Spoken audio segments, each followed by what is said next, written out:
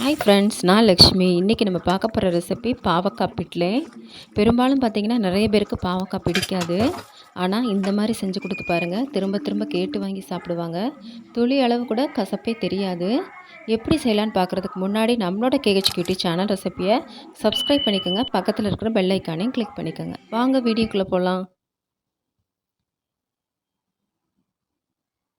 இதுக்கு நான் ஒரு 1/2 கிலோ அளவுக்கு பாவக்காவை எடுத்து ரவுண்டாக நறுக்கிட்டு விதைகளை எடுத்துட்டு 2-3 தடவை கழுவி எடுத்திருக்கேன்.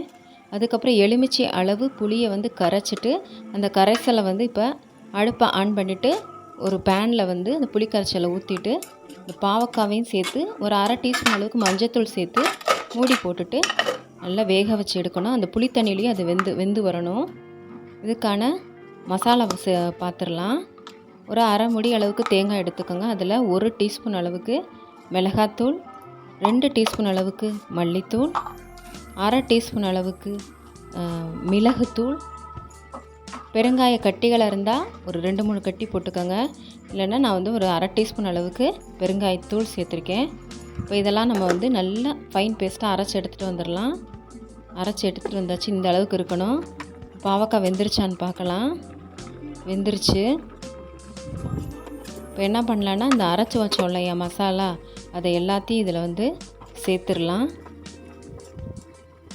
தண்ணி நான் அரைச்சி எடுத்துகிட்டு வந்த இந்த விழுது இருக்கு இல்லையா, அதுலேயே இந்த மிக்ஸி ஜார்லேயே தண்ணி சேர்த்துட்டு அந்த தண்ணியை தான் சேர்த்துக்கிறேன். எக்ஸ்ட்ராவாக வேறு தண்ணி எதுவும் நான் ஊற்றலை. உப்பு சேர்த்துக்கோங்க.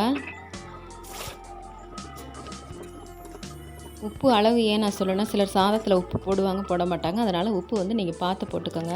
இப்போ இதில் பார்த்திங்கன்னா ஒரு 4 டேபிள் ஸ்பூன் அளவுக்கு பருப்பு எடுத்துகிட்டு அதை வேக வச்சு எடுத்து அந்த பருப்பையும் துவரம் பருப்பையும் இதில் சேர்த்துடலாம். நல்லா கொதி வரட்டும். நல்லா கொதி வந்ததுக்கப்புறம் பார்த்திங்கன்னா அந்த எண்ணெய் கொஞ்சம் பிரிஞ்சு வரும். இதுக்கு நான் துளி அளவு வெல்லம் சேர்த்துருக்கேன். நல்லா கொஞ்சம் உண்டனாவே போட்டுக்கோங்க. அந்த கசப்பு நமக்கு தெரியாது.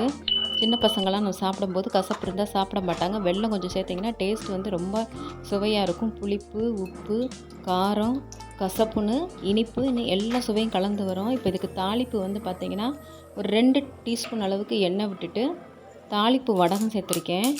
தாளிப்பு வடகம் சேர்த்துட்டு கருவேப்பிலை சேர்த்துட்டு இப்போ இதில் தாளித்து ஊற்றிடலாம். பாவக்காய் பிட்டில் ரெடி ஆயிடுச்சு. சாதத்துக்கு ரொம்ப டேஸ்ட்டாக இருக்கும்.